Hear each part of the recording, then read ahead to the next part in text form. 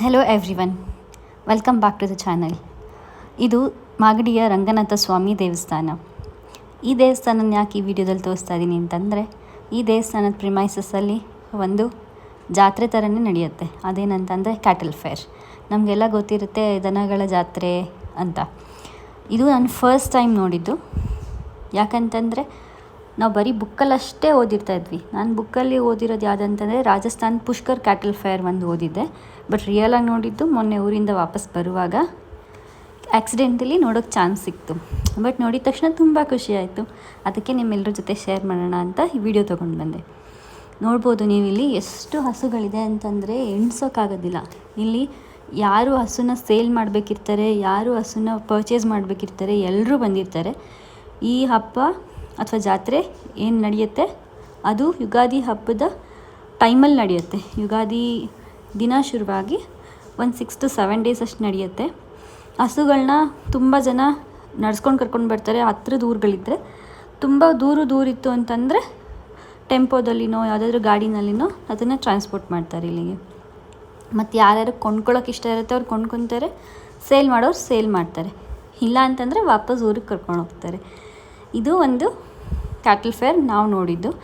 ಇದನ್ನಲ್ಲಿ ನಾನು ಇನ್ನೊಂದೇನು ನೋಡಿದೆ ಅಂತಂದರೆ ಹಸುಗಳನ್ನ ತುಂಬ ಚೆನ್ನಾಗಿ ಅಲಂಕಾರ ಮಾಡ್ಕೊಂಡು ಕರ್ಕೊಂಬಂದಿರ್ತಾರೆ. ನೀವಿಲ್ಲಿ ನೋಡ್ಬೋದು, ಹಸುಗಳಿಗೆ ಕೆಲವೊಂದು ಸತಿ ಪೇಂಟ್ ಮಾಡಿರ್ತಾರೆ, ಅದ್ರ ಕೊಂಬುಗಳಿಗೆಲ್ಲ ನೀಟಾಗಿ ಪೇಂಟ್ ಮಾಡಿರ್ತಾರೆ.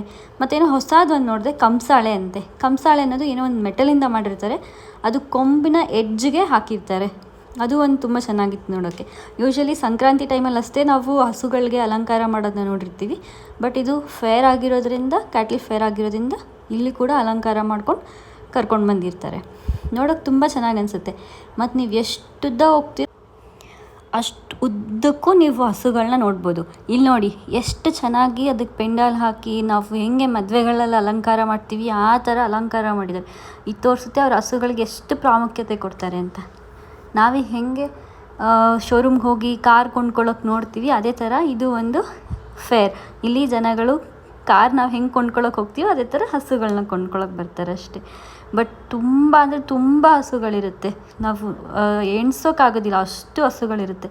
ಇಲ್ಲೇನು ಮಾಡ್ತಾರೆ ಅಂದರೆ ಅದಕ್ಕೊಂದು ಶೆಲ್ಟರ್ ಥರ ಮಾಡಿ, ನೀವು ಅಬ್ಸರ್ವ್ ಮಾಡ್ಬೋದು, ಇದನ್ನು ಕರ್ಕೊಂಡು ಬರುವಾಗಲೇ ಇದ್ರ ಜೊತೆಯಲ್ಲಿ ಏನು ಇದಕ್ಕೆ ಫಾಡರ್ ಬೇಕಿರುತ್ತೆ ಅದನ್ನು ಜೊತೆಲೇ ತೊಗೊಂಡು ಬಂದಿರ್ತಾರೆ. ಫಾಡರ್ ವ್ಯವಸ್ಥೆ ಮಾಡ್ದಿರ ಅವ್ರು ಕರ್ಕೊಂಡು ಬರೋದಿಲ್ಲ. ಯಾಕಂದರೆ 3 to 4 days ಆಗ್ಬೋದು ಸೇಲ್ ಮಾಡೋಕ್ಕೆ, ಅಥವಾ ಸೇಲ್ ಆಗದೇ ಇರ್ಬೋದು. ಸೊ ಅಟ್ಲೀಸ್ಟ್ ಬಫರ್ ಅಂತ ಸ್ವಲ್ಪ ಫಾಡರ್ ತಂದಿರ್ತಾರೆ. ಆಮೇಲೆ ಬೇಕಿದ್ದರೆ ಖಾಲಿ ಆದಾಗ ಕೊಂಡ್ಕೊಳ್ಬೋದು ಅಂತ. ನೋಡಿ ಎಷ್ಟು ಹಸುಗಳಿದೆ ಅಂದರೆ ಅಷ್ಟು ಹಸುಗಳಿದೆ. ನೋಡೋದಕ್ಕೆ 2 ಕಣ್ಣು ಸಾಲೋದಿಲ್ಲ. ಬಟ್ ಏನಂತಂದರೆ ಬೆಳಗ್ಗೆ ಹೊತ್ತು ಹೋಗಿದ್ರೆ ಇನ್ನೂ ಚೆನ್ನಾಗಿರ್ತಿತ್ತು ಅಂತ ಫೀಲ್ ಆಯಿತು ನನಗೆ. ಬಟ್ ಓಕೆ, ಇದು ಫಸ್ಟ್ ಟೈಮ್ ನನಗೆ ಎಕ್ಸ್ಪೀರಿಯನ್ಸ್ ಚೆನ್ನಾಗಿ ಅನ್ನಿಸ್ತು. ನೀವು ಹೋಗಿ ನೋಡಿ ಎಂಜಾಯ್ ಮಾಡಿ. Thank you.